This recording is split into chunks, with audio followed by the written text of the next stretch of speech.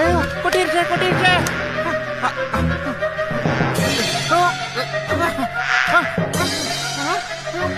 கூட்டமா வருது. என்ன பண்றது? இப்ப என்ன பண்றது? இங்க இருந்து எப்படியாவது ஓடிட வேண்டியதுதான். ஐயோ, ஐயோ. பழையபடி வருது.